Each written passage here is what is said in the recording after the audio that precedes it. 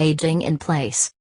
When I asked the other 3 members of my walking group, all of whom are in their mid to upper 70s, whether they had any concerns about future living arrangements, they each said they had none, despite the fact that, like me, they live in multi-story private homes without elevators and, in 2 cases, without bathrooms on every floor.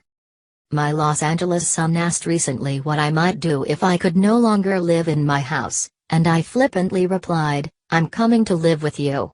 The advantages: I'd be surrounded by a loving and supportive family, and the warm weather is a benefit for someone like me who becomes increasingly intolerant of the cold with each passing year.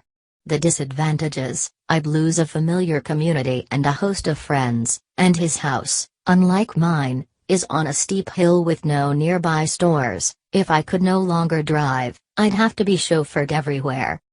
Probably my biggest deterrent would be relinquishing my independence and the incredible number of treasures I've amassed over the last half-century. The junk would be easy, but parting with the works of art and mementos would be like cutting out my heart. I suspect that most people are reluctant to think about changing where and how they live as long as they are managing well at the moment. Lisa Sellen Davis reports in AARP magazine that almost 90% of Americans 65 or older plan to stay in their homes as they age. Yet for many, the design of their homes and communities does not suit older adults who lack the mobility, agility and swiftness of the young. For those who wish to age in place, the authors of 70 Candles, Women Thriving in Their 8th Decade, Jane Giddon and Ellen Cole, list such often needed home attributes as an absence of stairs, wide doorways to accommodate a walker or wheelchair, slip-resistant floors, lever-style doorknobs, remotely controlled lighting, walk-in showers, railings, ramps and lifts. Add to these a 24-hour help system, mobile phone, surveillance cameras and GPS locators that enable family members to monitor the well-being of their elders. In many communities, volunteer organizations, like Good Neighbors of Park Slope in Brooklyn and Staying in Place in Woodstock, New York, help older residents remain in their homes and live easier and more fulfilling lives.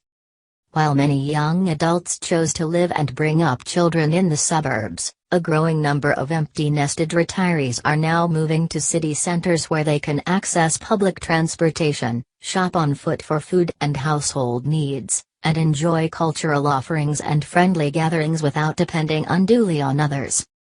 One reason my friends and I are unwilling to even consider leaving our Brooklyn community is our ability to walk to supermarkets, banks, food co-ops, hardware stores, worship and recreational facilities, and get virtually everywhere in the city with low-cost and usually highly efficient public transportation.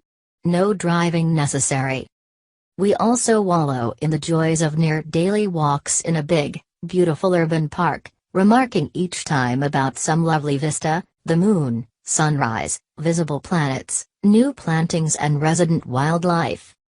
Throughout the country, communities are being retrofitted to accommodate the tsunami of elders expected to live there as baby boomers age. Changes like altering traffic signals and street crossings to give pedestrians more time to cross enhance safety for people whose mobility is compromised.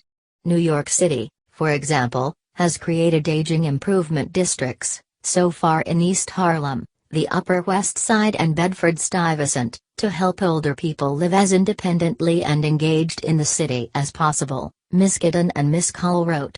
In East Harlem, for example, merchants have made signs easier to read and provided folding chairs for seniors who wish to rest before and after shopping. In Philadelphia, a nonprofit organization, Friends in the City, calls itself a community without walls designed to bring members closer to the city's resources and to one another. It offers seniors a daily variety of programs to suit many cultural and recreational interests.